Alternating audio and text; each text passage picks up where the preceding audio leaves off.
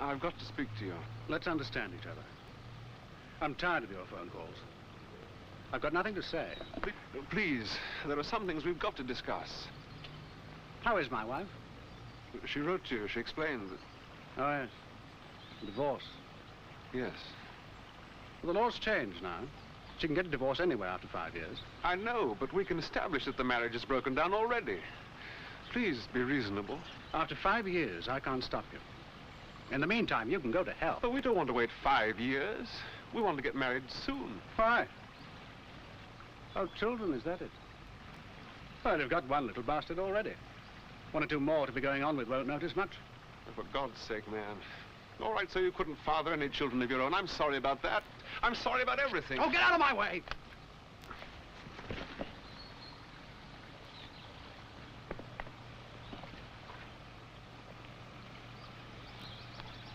Oh, get up. Oh, stop shamming and get up. Well, lie there if you want to.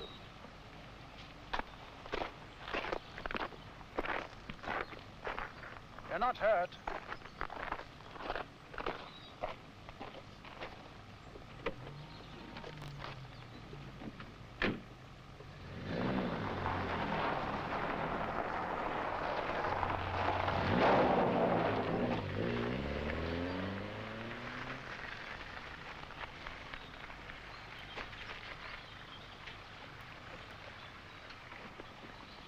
What's wrong?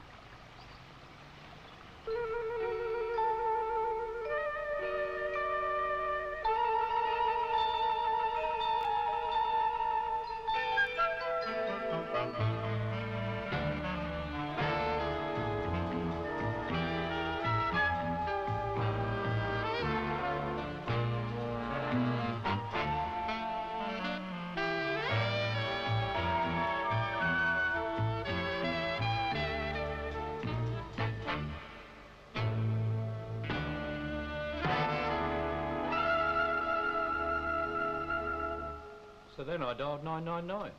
When the ambulance arrived, this police car stopped outside Mr. Fletcher's house to see what was on. Do you know Mr. Fletcher? Deliver letters there every day.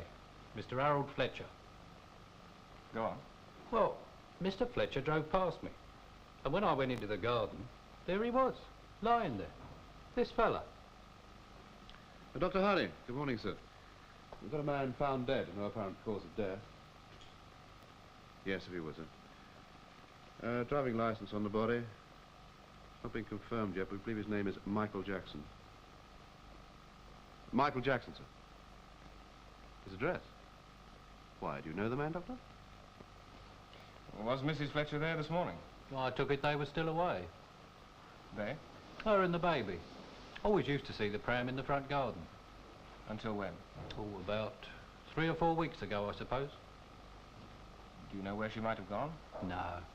Well, I took it they were away on holiday or something. I have to do a post-mortem. All right, darling, I'll see you later.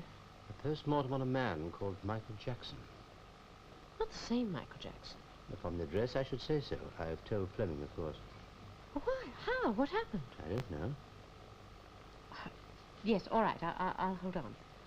Well, does Ruth Fletcher know? Has she been told? Police are going there now.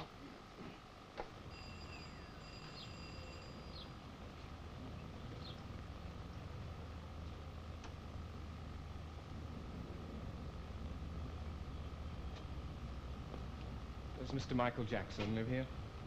Yes, but he's out at the moment. Can I help? You are? I'm his wife. I'm from the police. Oh. Won't you come in? Thank you. My name is Ash. Yes? Detective Sergeant Ash. I took it you were Mrs. Fletcher. Mrs. Ruth Fletcher. Oh. Well, yes. I don't know what made me say that, really, except when people call, it always seems easier. But how... Well, what do you want? Why are you here? I have to tell you that Mr. Michael Jackson was found dead this morning. Dead? Yes, I'm sorry. Michael. You'd better sit down.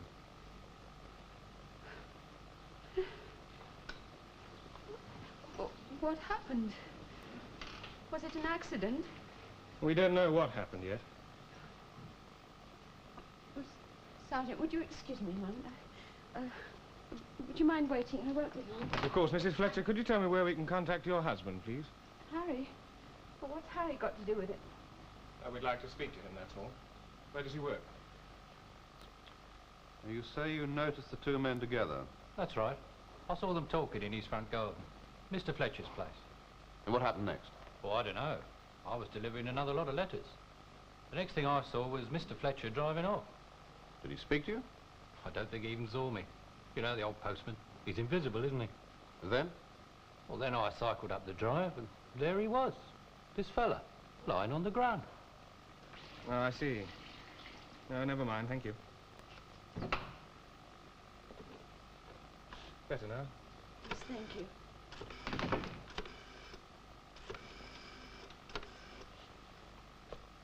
Light?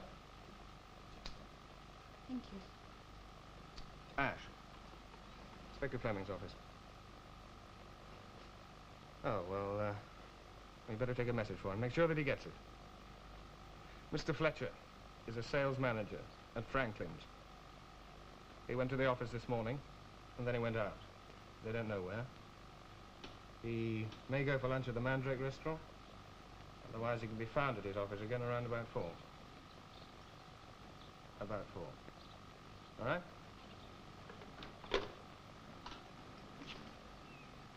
Mrs. Fletcher, do you know where Mr. Jackson was going this morning? Well, yes, he was going to try and see my husband. We wanted a divorce, and my husband was being rather difficult, so Michael was going to try and catch him at home. And does Mr. Jackson have any relatives living nearby? No.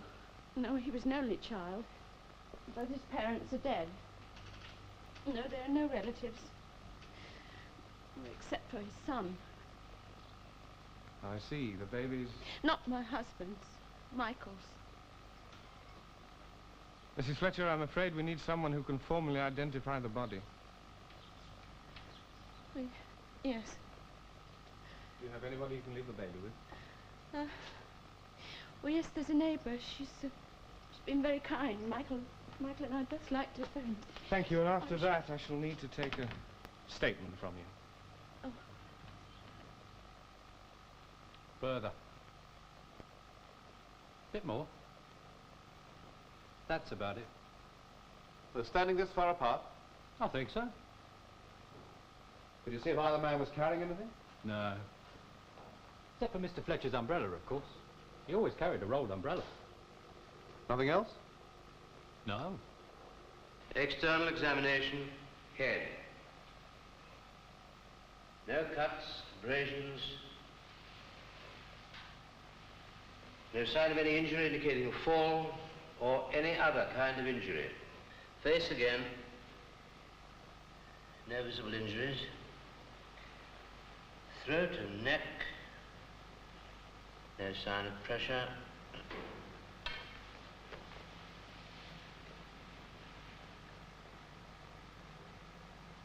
Linear contusion, right hand side, approximately 8 centimeters in length. What do you think caused that, Doctor? Fingernail, perhaps? How on earth should I know? Shoulders and arms. No sign of any injury. About right hand side, bruise, just below the costume margin. Approximately 2 centimeters in diameter. Perhaps he just died of a heart attack. Or something. In that case, why did Fletcher walk away? Drive off and leave him lying on the ground. Or something. That was 3 weeks ago. And you left your husband and went to live with Mr. Jackson? Yes. And that was after you'd established, by the means of blood tests, that the baby's father was Mr. Jackson and not your husband? Yes. When your husband first knew of your relationship with Mr. Jackson, do you know what happened? Yes. My husband hit Michael. Were you there? Yes. Did you hear what was said? Yes, I heard. Mrs. Fletcher's statement, sir. She says that on one occasion she heard her husband threaten the dead man. Oh, did you? My husband lost his temper and slapped Michael's face. I called him violently and said if there was a word of truth in this, I ought to kill you. Here and now. Where is she? She wasn't feeling too good, so I sent her home. Well, there's no luck from the PM. I'm going for a drink. These should help you to sleep tonight, and I'll come round and see you again in the morning. Thank you, Doctor. This flat is full of Michael. As if he'd just gone out and he'd be back later. It's like him, this place. Quiet, tidy, pleasant. It's a very warm, bright room, don't you think? That's because the windows face south. Yes. I used to tell him I felt like a visitor here. Half joking, you know. Now I feel like an intruder. It might be best if you went to stay with a friend or some relative. No, it's all right, Doctor. I'll work something out, don't worry. And thank you very much. You've been very kind. I was really feeling quite unwell. Reaction, I suppose. I'm beginning to realize. Really realize. Yes, I know. Poor Michael. Poor me is what I really mean, I suppose. What caused his death, Doctor? I don't know. Well, he wasn't ill. As far as I know, he was perfectly well. Why should a detective ask me questions? Well, when someone dies, that death has to be accounted for. Once Harry agreed to a divorce, we were going to be married in a registry office. Then we were going to have another baby. Keep David company. We liked being together. There was affection and kindness. I believe he would have been happy. I believe he would. Agreed. It's most unusual. I'll let you have the report about an hour and a half. Goodbye.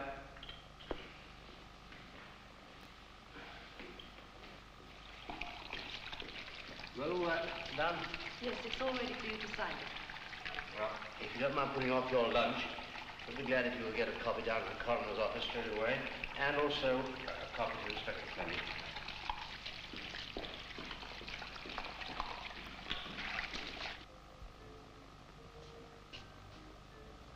Thanks.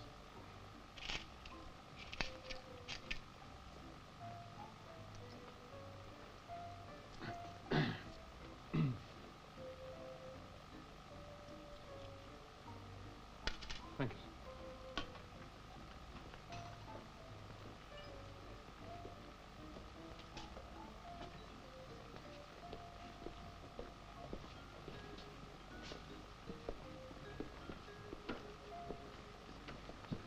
Mr. Fletcher. Yes. Mario didn't give me your name. Fleming. I'm from the police. Oh? Hey, let's sit down, shall we? Will you have a drink, Inspector? Chief Inspector. I've got one. Brandy, one. No, thank you. Well, what can I do for you? Do you know a man called Michael Jackson? Slightly. When was the last time you saw him, Mr. Fletcher? Well, why do you ask? Because I'd like to know. On my bill. So you last saw him when? This morning. Where was that? At my house. Indoors? The front garden. We talked there. Just talked. Yes. What about? A private matter. You on good terms with Mr. Jackson? Not especially. Look, I'd like to know why you're asking me these questions. I tried to contact you through your office, but they seemed a bit vague as to where you were. Well, my job is selling, not sitting in an office. So you had a conversation with Mr. Jackson on a private matter, and then what? I left. And when you left, was he all right? Yes? Did you hit him at all? Well, no, of course not. Any kind of violence take place? No. Look, Inspector. I just want to be absolutely clear about this. When you left Mr. Jackson, was he standing up? Standing up? On his feet? Yes. He was on the ground? No. No kind of violence took place? No. I see. Look, I don't know why you're asking me these questions, but I think I've got a right to know. Well, as a matter of fact, Mr. Fletcher, I was hoping that what you told me now might help us with our inquiries. As to how Michael Jackson came to be found dead in your front garden immediately after you left for work. Dead? Yes. Well, he can't be dead. I'm afraid he is. You can't offer any possible explanation? No. Some illness. That's what it must have been. Something sudden. That's possible, Mr. Fletcher. I shall want a statement, of course, so if you wouldn't mind coming down to the police station.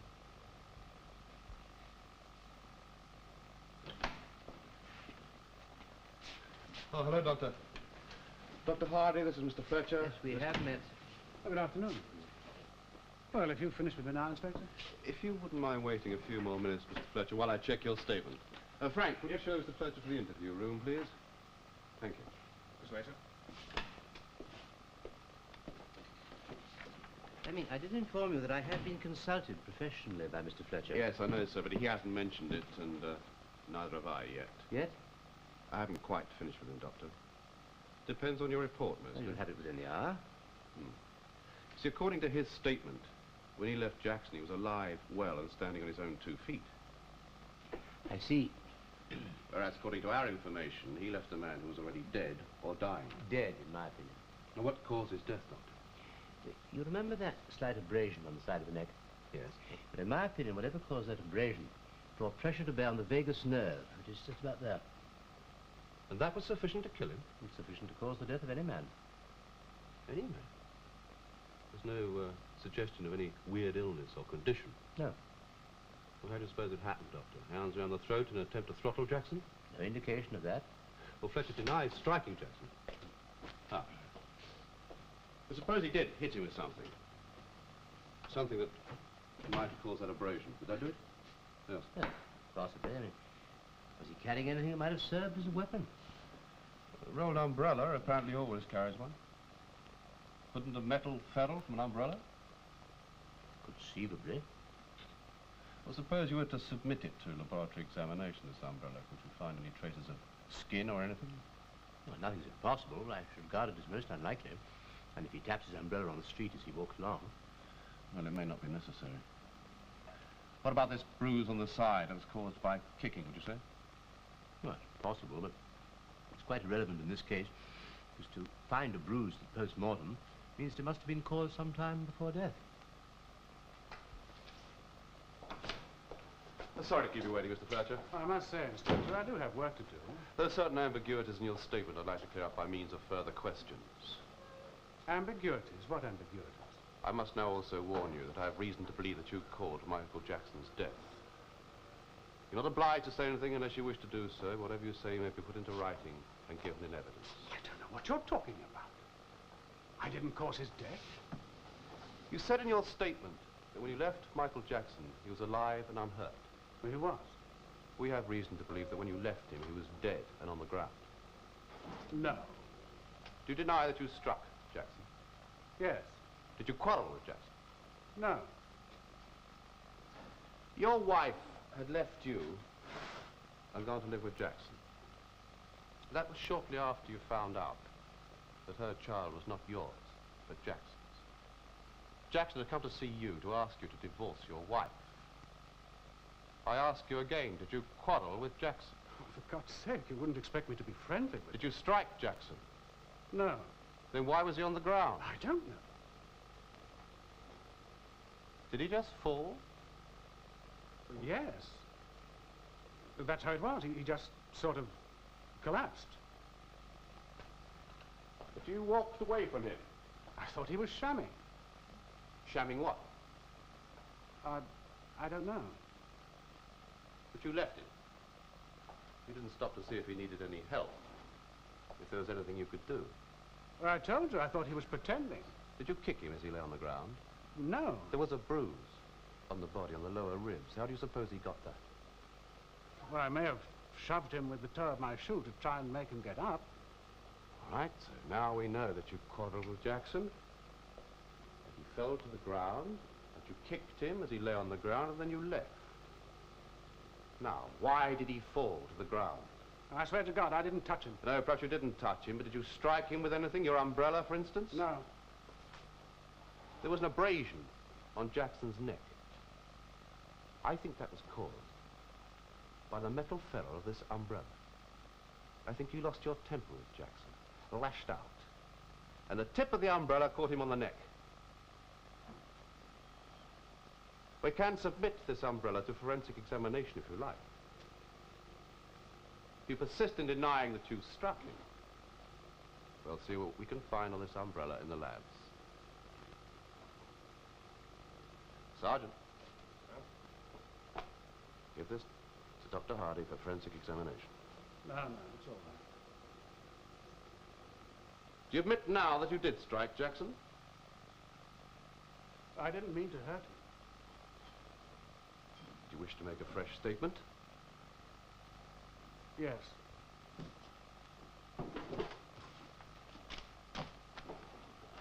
I want my solicitor. Before I make another statement, I want my solicitor here. He's been charged with murder. Yes. I shall be called for the prosecution, of course, and I expect you will too. Me? But have you forgotten that little episode in the hall when you showed him out? Oh, yes. Inspector Fleming asked me about that. That could be interpreted as a threat. I can't say I like being cross-examined much. Oh, it's not so bad, really. It's all right for you. You enjoy it. Well, the expert witness must exude a certain air of confidence. Arrogance. Learning. To the point of pomposity. But I'm never pompous. I'm jealous, really. You never seem to get flustered. If I got flustered, I might cast doubt upon the evidence I was giving. Murder. That means life imprisonment if he's found guilty, doesn't it? Automatically. I must say, I never thought he'd be charged with murder. He struck a man. As a result of that blow, man died. But don't they have to prove intent? Well, intent to cause grievous bodily harm, yes, but not necessarily death. With a certain implied malice, but that doesn't mean planning. No, the question now is, did Fletcher intend to cause grievous bodily harm to Michael Jackson? That is what the jury will have to decide. Come here, Mrs. Fletcher. Sit down, will you? Thank you. Now, what can I do for you? Well, I wanted to ask if I would have to give evidence against my husband. No, you can't. Can't. You're not a competent witness for the Crown in a case of this kind. I see. You're free to give evidence for the defense, of course. The defense? Yes, that's up to you. Oh. You see, I asked Michael to go and see Harry. I'd written to my husband, pleading with him for a divorce. He wrote back a horrible letter. It's awful, obscene. Do you still have the letter? Oh, no, I destroyed it. I didn't want to upset Michael. And then Michael telephoned him several times, but it was no good. If only I'd waited. You see, I'm really very conventional. I wanted to be married to Michael. So you see, in a way, it was my fault. But give evidence for the defense. No, I couldn't do that. Well, you must decide that for yourself, Mrs. Fletcher. All I can tell you is it's impossible for you to be called by the Crown.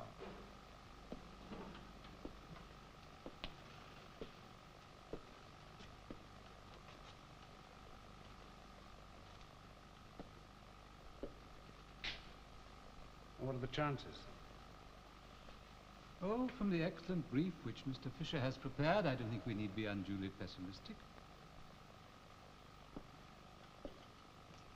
What about my wife? I did everything possible for her. Mr. Fisher has interviewed Mrs. Fletcher. I doubt if what she would say would be helpful. Well, then I still think we ought to find another pathologist. It all hangs on Hardy's evidence. What we need is some expert who'll go into the box and contradict him, swear that he's wrong. I doubt if he is wrong, Mr. Fletcher. No, we shall admit the basic facts as it were, in all honesty. Oh, marvellous. To say that I killed him. Not quite. Mr. Denton, I stand to get 10 years in prison at least. The line I shall follow is this. First, that you had no intention to commit grievous bodily harm, let alone death. I hadn't. But we have to account for the fact that you did strike him. I should like to be able to establish provocation rather more satisfactorily. Oh, good God Almighty, you've read all this. What more do you want? I've had weeks of provocation. Provocation in this sense means provocation at the time. Some action, some phrase used which could reasonably be regarded as provoking an ordinary man to a momentary act of violence and which actually provoked the accused. I could say that he pushed me. Is that what you mean? I'm certainly not asking you to invent anything, Mr. Fletcher. Now, let us try again. Why did you strike Michael Jackson? I lost my temper. Yes, but why did you lose your temper? Why, at that precise moment, did you lose control? He asked me for a divorce. I said no. Yes? And then he said, go on. I don't know if this is the sort of thing you mean. What did he say then, Mr. Fletcher?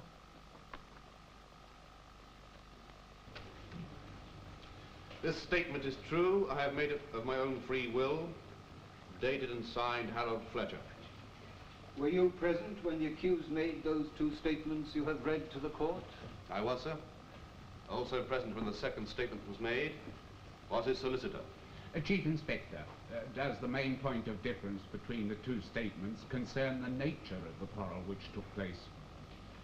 I would say, my lord, the main points of difference are, in his first statement, the accused stated he did not hit the deceased, and that when he left, the deceased was standing upright. In his second statement, the accused admitted hitting the deceased, he admitted kicking him as he lay on the ground, and he admitted leaving him lying on the ground. Thank you. What took place then? The accused was then charged. Asked if he wished to say anything in reply to the charge, he said nothing. Thank you. Chief Inspector, was the second statement made by the accused consistent with the known facts? Yes, sir. Was it a full and frank statement? It was consistent with the known facts. In your experience, is it uncommon for a hitherto honest and respectable man to lie when he is caught up in events beyond his normal experience?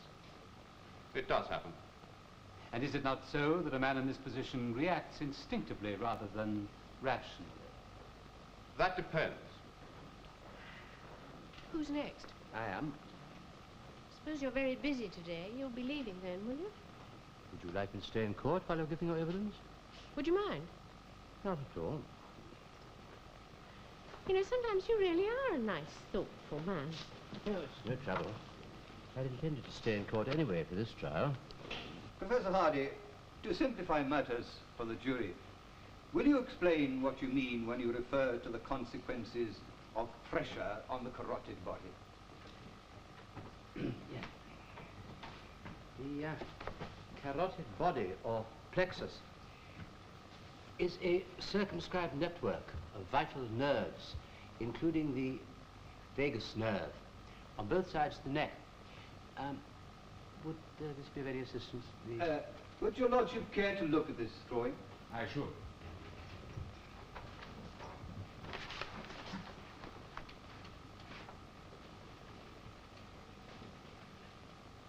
The vagus nerve can play an important part in breathing, the action of the heart. In what way? Pressure brought to bear upon either one or both of these vital areas can bring life swiftly to a close, and this is known in medical terms as a vasovagal inhibition of the heart.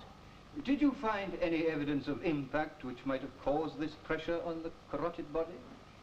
I found an abrasion approximately 3 inches in length over the region of the carotid body. Can you give us some examples as to what actions could have brought this about? Pressure of fingers over the vital area, a blow on the side of the neck, a prod with a fencer's foil, and the like. You have stated that, in your opinion, this abrasion was consistent with a blow from the metal ferrule of the umbrella, Exhibit A. I have. And that could lead to fatal results? It could. Could such a blow have killed any man, or was the deceased suffering from any condition which made him peculiarly susceptible to such a blow? He was not. Such a blow could have caused the death of any man.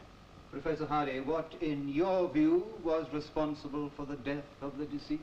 A blow such as I have described. Thank you.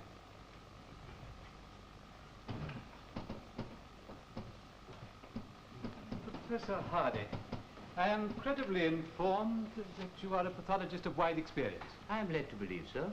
Have you come across cases where death has been caused in this manner before? I have. Frequently? No. In your experience, it is a rare cause of death? Yes. You have said that a prod with a fencing foil could bring this about. I have. Can you call any other examples to mind? Boxing. In what respect? The fatalities in the boxing ring. The blows fall on the lateral region of the neck. Without any other explanation of the catastrophe? That is so. But due, in fact, to pressure on the carotid body? Yes. Is it not true that death caused in this manner is invariably accidental? No. Let me put my question in another way. If one man intended to bring about the death of another man, would he be likely to do so by aiming a blow at the carotid body, assuming he had sufficient medical knowledge to be aware of its existence? I would regard that as extremely unlikely. Why? Because the area where pressure has to be brought to bear is extremely small, and pressure has to be brought to bear on that exact point. Am I then right that the conclusion you have reached is based on probabilities only? No. The conclusion I have reached is based on more than probability, in my experienced opinion. Realizing that you are accustomed to answering hypothetical questions, I just wanted to know how far you would go. I suggest to you that you have been wrong in this case, and that what you have been dealing with is a straightforward one of syncope or sudden heart failure from purely natural causes. No, the conclusion I've been forced to reach is based upon serious and careful consideration of the detailed circumstances and the pathological findings of the case.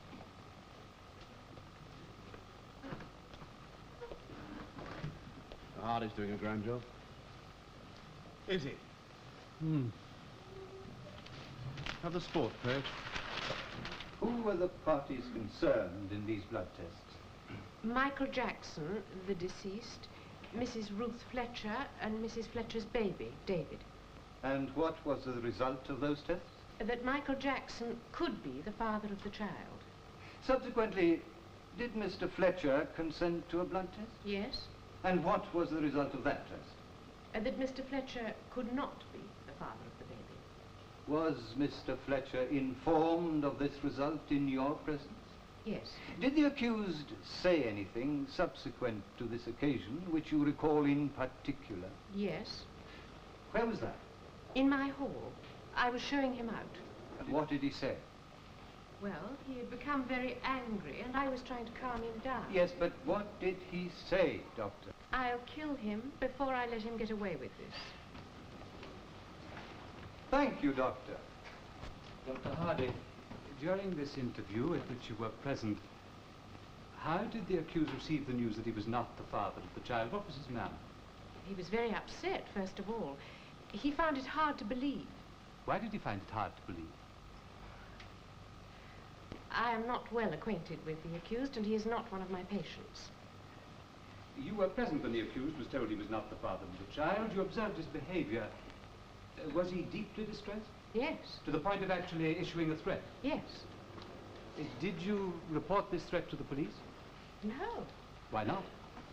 I didn't take it seriously. Did you think the threat was an idle one? At that time, yes. Would such a man, after many years of childless marriage, be susceptible, more than usually susceptible, to slurs on his virility? In my opinion, yes. Would you care to elaborate on your reasons for saying that? My lord, I must object. Finish the case for the Crown. The old boy has decided to adjourn. Thank you. I thought you did very well. Hey, but Grenouille. Oh, no, no, thanks. You know, it's fascinating watching a murder case. It's like a game of chess. After a time, you can see the pattern quite clearly. I can't. Well, I mean, for instance, the tactics of the defense are now quite clear. First of all, they tried to establish it was an accident. Now, it's provocation. Well, how will they do that? Oh, well, of course, exactly what form the provocation will take, I don't know. But you mustn't forget, the defense know perfectly well that they are dealing with a jury consisting of 12 very ordinary men with a set of 12 very ordinary prejudices. And I wouldn't be at all surprised if at the end of the... Have you decided yet? No. What is your name? Harold Fletcher. Where do you live? The Gables, Ash Tree Road. How long have you lived there? About 7 years. What type of house is it?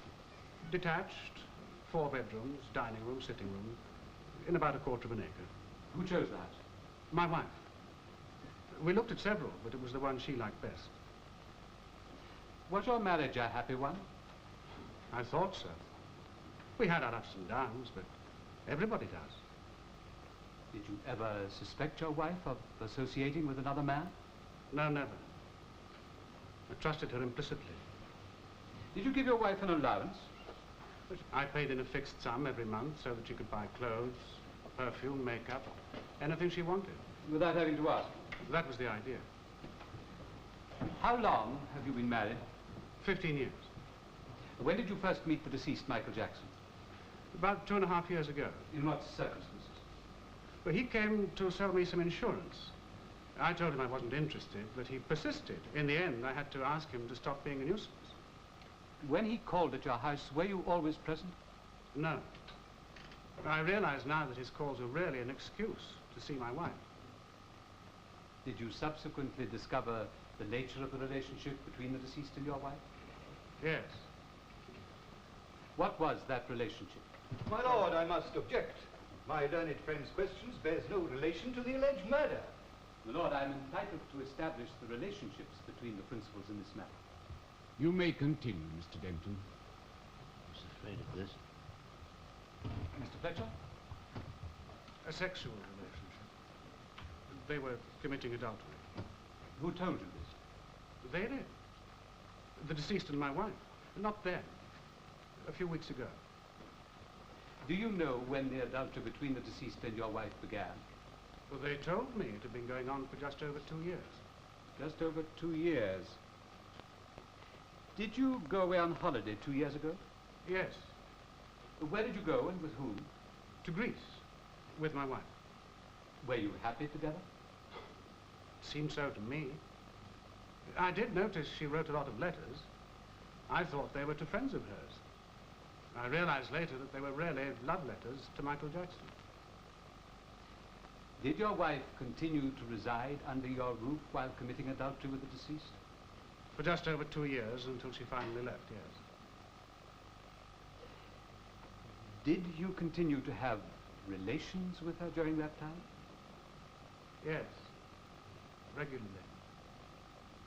Did she ever indicate that she was unwilling? Ruth was never unwilling. Mr. Fletcher, have you ever been unfaithful to your wife? No, never. I was never interested in any woman except Ruth.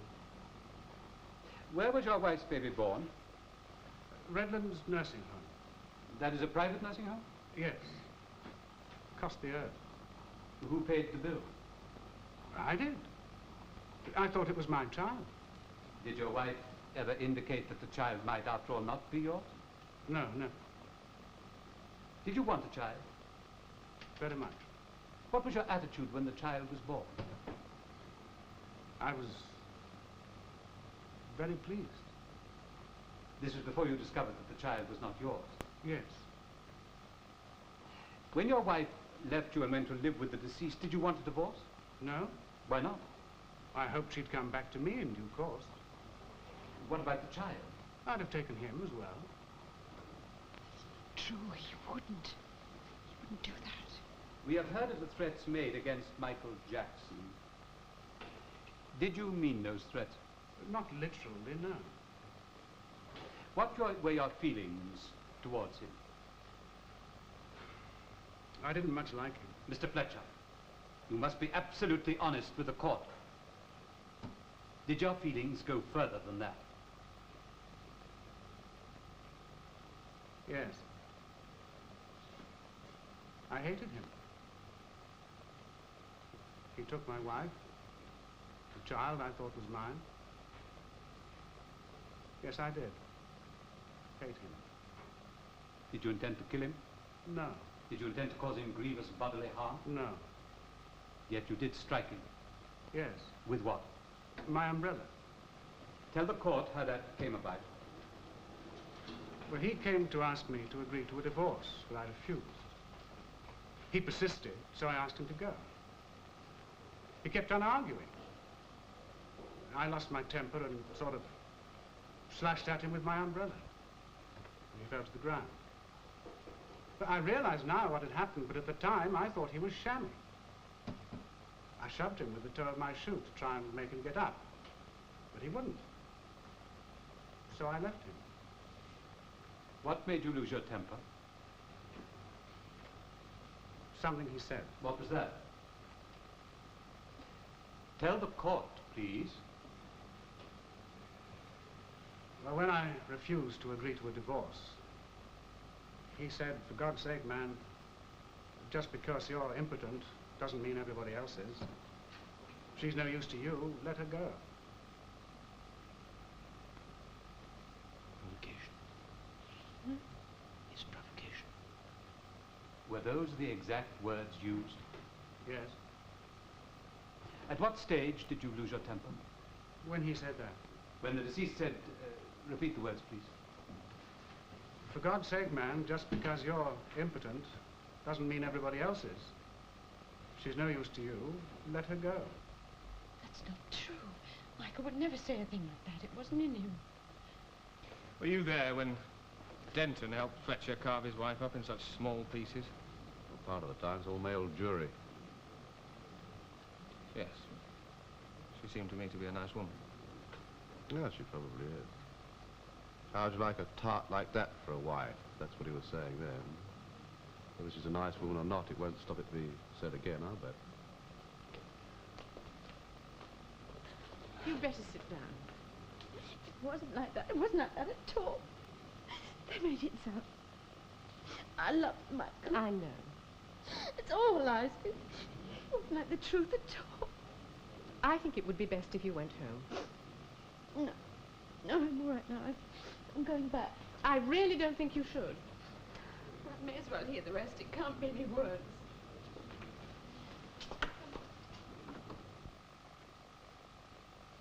And when considering the failure on the part of the crime to establish intending to commit grievous bodily harm and the provocation which I have touched upon, consider also the position in which the accused found himself.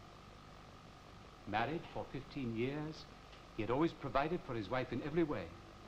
The home she wanted, a personal allowance, holidays abroad in pleasant places, she lacked no consideration. In return, you might think a man would be entitled to expect at least loyalty. But what happened?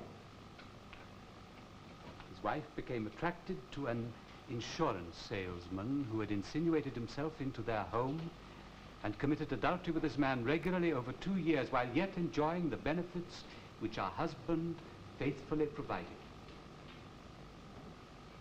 My learned friend has referred to this liaison as a love affair. But this woman was never honest with her husband. She deceived him without scruple. I would submit to you that to attach the word love is merely an attempt to dignify a sly and sordid affair. Finally, when the husband had cared for his wife during her pregnancy and had begun to make plans for the future as he thought, their son, he was told by his wife and the deceased that he must take a blood test. Why? So that they could have proof positive that the child was not, after all, his, with which the wife departed to live with the deceased. How would any ordinary man feel under the circumstances? How would you feel, gentlemen of the jury?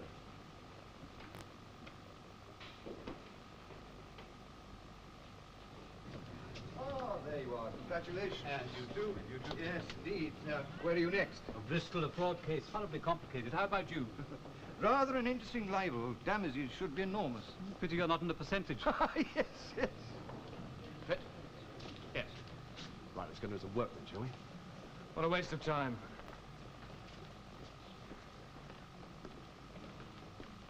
Do you think that not guilty was a fair verdict? Verdict? Fletcher could say anything he liked. Truth, half-truth, and downright lies. She couldn't even answer back.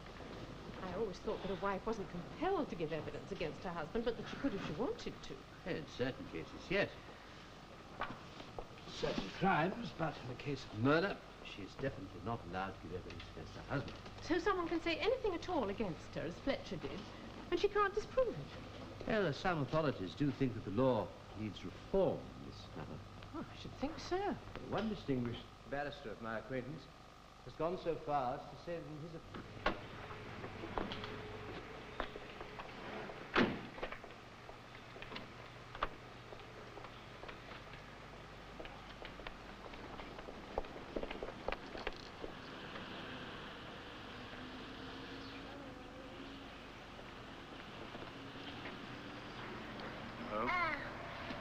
Excuse me. Ruth, just a minute.